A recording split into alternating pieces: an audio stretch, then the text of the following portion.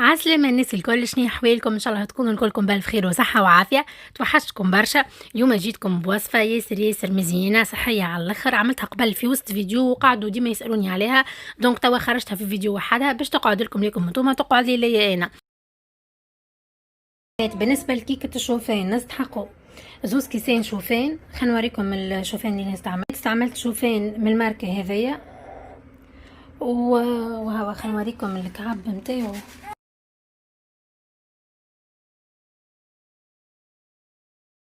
نستحقوا زوز كيسين شوفان عليهم كعبتين عظم، حفنة متاع يدك تمر قسيتو وشيحتو، غسلتو وشيحتو قسيتو كيما تراو فيه تريفات هكا جويدين، وزادا كمشة صغيرة هكا متاع يدك فاكهة، اي نوع متاع فاكهة. ما انا اخترت اصح فاكهة بالنسبة لي اللي هي زوزة، مغرفة متاع ماكلة اكستري دو فاني، نص مغرفة متاع ماكلة ولا طرف صغيرة قرفة، رشة صغيرة ملح، 60 جرام زبدة، وكملت عليها 50 جرام زيت زيتونة بالطبيعة، وكعبتين عظم كما قلت لكم. الشوفان رحيتو توا بالوقت مازال سخون ديجا.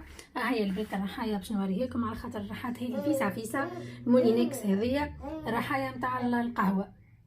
رحات هذه في بودر خرجتها بودر تخش عليها فارينة، وفيسا رحاتها. زادا كعبة ياغورت طبيعي ولا كعبتين بوتي سويس طبيعية حسيلو اللي عندكم، ولا جبن طبيعي. انا باش نستعمل جبن ابيض طبيعي. والسكر باش حطيت فريمون البيت شوية سكر، حكاية 30 جرام سكر مش اكثر، على خاطر كما تعرفوا التمر ياسر حلو، فما تستحقش انكم تحطوها حلو. ثم ناس ما تحبش السكر جمله، ننصحها وتحب على وصفه حلوه ننصحها بالوصفه هذيا، نجم تستغنى جمله على السكر وتستعمل كان التمر.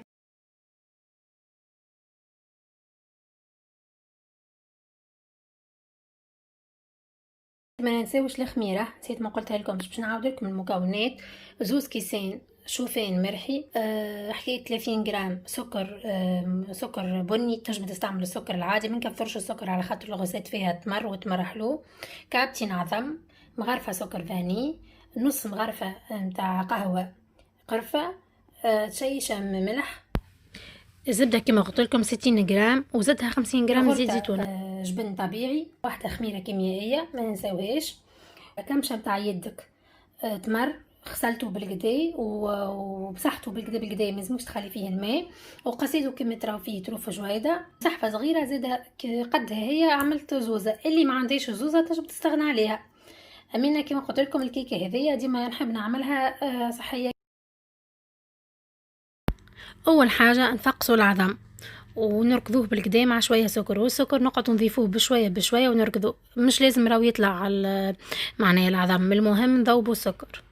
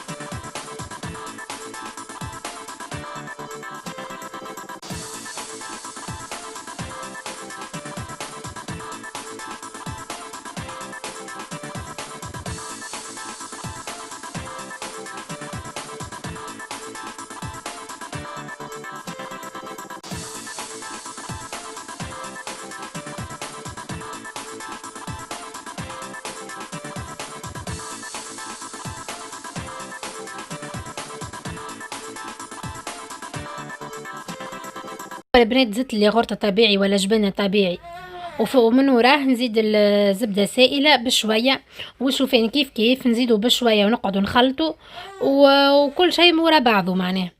بالنسبة للشوفان نخليو البنات كمية صغيرة، حكاية 20 جرام ولا أقل، باش نخلطوها بعد مع الفاكهة. تنوريكم بعد الطريقة كيفاش.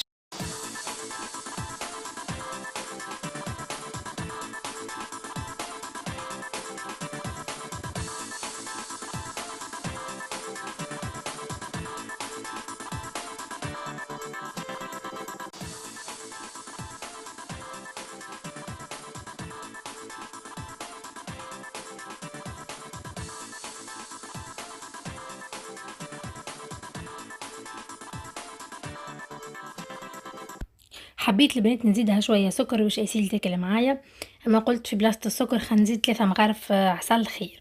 المهم البنات كيما قلت لكم من الاول تنجموا تستغنيو جمله على السكر والعسل، تكتفيو بالتمر للناس اللي ما تحبش السكر، ولا كيف ما عملت انا زيدوا شويه سكر شويه عسل. وطرف الشوفان اللي خليته نخلطه بهكا التمر والزوزة، ونحاولوا ندخلوهم البنات في بعضهم بالكدا ونفركوا التمر باش التمر بعد اول حاجه ما يختص شلوطه، وثاني حاجه باش تجي هكا مفركه يعني كل كعبه وحده. والبنات اللي ديما يسالوني كيفاش نخليو الفاكهه ولا البيبيتو شوكولا ما يتيحوش لوطه كي نعملوا كي نحطوهم في الكيك ولا في الجاتو، لازم البنات حاجتين، يا تاخذوا الفاكهه نتاعكم ولا اي حاجه باش تحطوها وتدهن معناها وتخلطوها بشويه فارينه، والا يلزم التكستور نتاع الكيك نتاعكم تكون شاده روحها شويه ما تكونش جاريه، يعني حاولوا زيدوها شويه فارينه. كان تعرف السير الريسيت نتاعك ما تتهلكش معناها كي تزيدها الفارينه، حاول زيد شويه فارينه باش تعقاد شويه، وهكاك نضمن لكم ما تيحش معناها تقعد الفاكهه من فوق ولاباس عليها. لفيتو الطبق بورق الزبدة على خاطر النوع هذا متاع الكيك يتفتفت ويشد في الطبق، دونك ضروري يا تعملوه بالزبدة والفارينة طبق تلفوه، اما الطريقة الاحسن انكم تلفوه بورق الزبدة هكاك يتنحى قالب كامل وتخليوها تبرد وبعد تحلوها وتاكلوها بشفاء والهنا. صدقوني البنات هذه وصفة من القلب الى القلب، ما حبيتش نفلتها جملة رغم اني عملتها عندي مدة، اما ما حبيتش قعدت شادة فيه الفيديو ولا هي في برشا حاجات، اما قلت لازم نكملو ونهبطو. ديما الحاجة اللي نوصي عليها ونركز عليها حتى لو كان نحبو نقصو في الميزان، انا بطبيعتي ديما نعتمد الطريقة هذه مركز اكثر تركيزي ديما على حاجة صحية. نحاول اني ناكل حاجة صحية باش نقعد اكثر وقت شبعانة، والاهم من هذا الكل ما نحسش بفشلة ما نحسش بتعب. احسن طريقة انك تاكل حاجة صحية، تشرب برشا ماء، تتمشى، لازم تعمل حتى ربع ساعة ولا نصيف ساعة في النهار، هذا هو. وكما قلت لكم اهم حاجه انك تاكل حاجه صحيه كيما جاتو كيما هذايا فيه التمر والشوفان واي نوع متاع فاكهه. وتوا باش نجاوب على السؤال اللي يجيني برشا مرات الفتره هذيا، يمكن على خاطر فتره متاع صفر وصيف والكل. المهم برشا سالوني قالوا لي ريم باش تسافر السنه لتونس ولا لا؟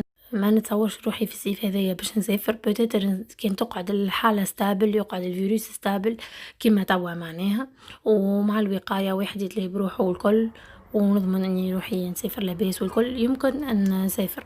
ما نسافر معناها اول العام الجاي الداخل معناها في سبتمبر ولا في وسط العام، ما في الصيف توا ما نتصورش روحي باش نسافر. ما عنديش بلوتو حاجه مستعجله، وانا من النوع اللي ما نعرفش في الوقت هذايا ما نجمش الريسك بولادي، وزيد معناها باش نسافر والكل ونمشي غاديكا والكل والله اعلم. ما ثمش حتى انسان، انا هذيا معناها حاجه فيا ديما نقولها، ثمش حتى انسان معناها نجم لطف الله لا يقدر ما يمرضش ولا حاجه كيما مرض غيري نجم نمرض انا نجم نعدي عائلتي. دونك لازمني نخمم بالكدا بالكدا، لازمني نتريف نعرف بطبيعه متوحشه بلادي ونحب نهبط ونحب نهبط نفرح بولدي غاديكا والكل. مي بالسياسة توا نحب مانيش توا مانيش مقررة اني نسافر، قاعدين نحوسو في فرنسا ديجا مشيت انا بلايص ياسر مزيانة وعملت لكم فيديو هاني قاعدة نعمله في المونتاج نتاعو. اما هذا ما يمنعش نحترموا بالطبيعه قرارات الناس الكل، كل انسان ادرى بروحه، كل انسان ادرى بمصلحته. ثم ناس اوبليجي تسافر، ثم ناس الله غالب متحمله مش متحمله معناها سورتو بعد الدبرسيون، مش سهره وانسان في غربه وزيد كان كونفينمون بعيد على دارهم وكان متحير عليهم. نحترموهم يعني نحترموا الناس الكل. توا وصلنا لنهاية الفيديو، ان شاء الله يكون عجبكم القصات متاع اليوم. استنوني في برشا فيديوهات اخرين، وما تنساوش ديما تابعوني على انستغرام انا التونسية ريما، واذا كان عجبتكم القناة تشتركوا فيها شيء يساعدني ويشرفني.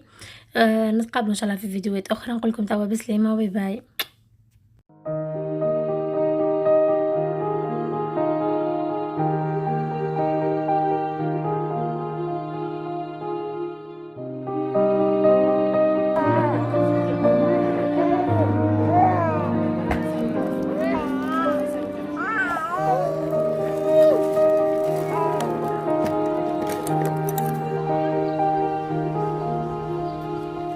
أسيل